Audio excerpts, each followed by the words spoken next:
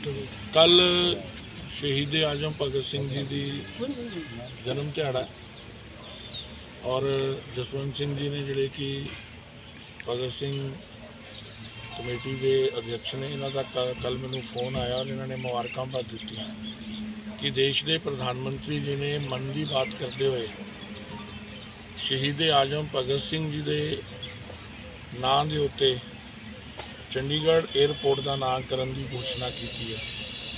और ये इन्ने खुश से उस वेले कि इन्हों की खुशी का कोई अंदाजा नहीं सी। और इस वेले देश के अंदर आज़ादी का 75 वरे भी चल रहे हैं। ऐसे मौके के अंदर पंजाब ही नहीं, पूरी दुनिया के नौजवानों के आईकॉन शहीद आजम भगत सिंह जी के नाम के उत्ते चंडीगढ़ एयरपोर्ट का नाम रखना ये पंजाबियों के लिए भी गर्व का विषय है। और देश के प्रधानमंत्री जी की पंजाब के प्रति जो सोच है उसका भी ये प्रगटावा करता है। और जिहड़ियां कौमां अपने शहीदों को अपने विरसे को संजो के रखदियां हैं वो कौमां हमेशा अगे वधदियां। भगत सिंह की सोच के उत्ते पहरा देना और अज तो वैसे ही बड़ी जरूरत है पंजाब के अंदर, क्योंकि पंजाब की जवानी जिहड़ी खेलों लई शूरवीरता लई जानी जाती है अज वो नशे च ग्रस्त है।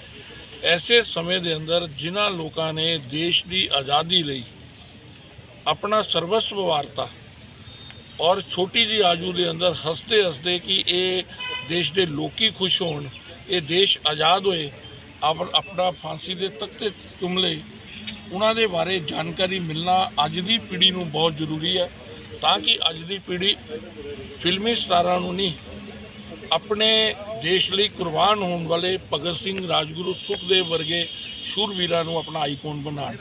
तो मैं कमेटी का बहुत धन्नवादी हाँ कि इन्होंने अज प्रधानमंत्री जी नूं, देश के गृह मंत्री जी नूं और पार्टी के साडे अध्यक्ष JP नड्डा जी नूं सरोपा भेंट किया मेरे द्वारा।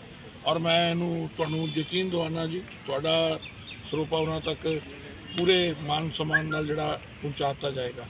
मैं कल एक मंग होर की है सरकार को कि देखो पॉजिटिव राजनीति होनी चाहिए।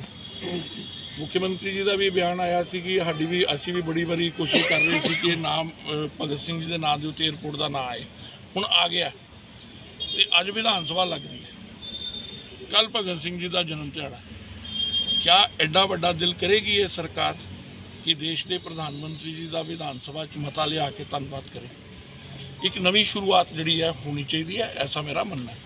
नोटिस में लेके ऐसा मैंने आज मैं भगत सिंह जी के प्रति नतमस्तक होना अज राजनीति के लिए बहुत सारा समय है। अज नहीं सर एयरपोर्ट का नाम भगत सिंह रखा गया, राजगुरु सुखदेव भी नाल सी, उन्होंने नाम क्यों नहीं जोड़िया गया? ऐसा कि उन्होंने नाम के उत्ते होर शहीदों के प्रति मेरी गल सुनो ना, हर एक चीज़ नुक्ताचीनी नहीं करनी चाहिए, क्योंकि वो मोहाली के अंदर रहिंदा और पंजाब के नाल भगत सिंह का नाम रखना, लुधियाने के बस स्टैंड का नाम सुखदेव थापर जी के नाम वो भी साडे टाइम तक होया।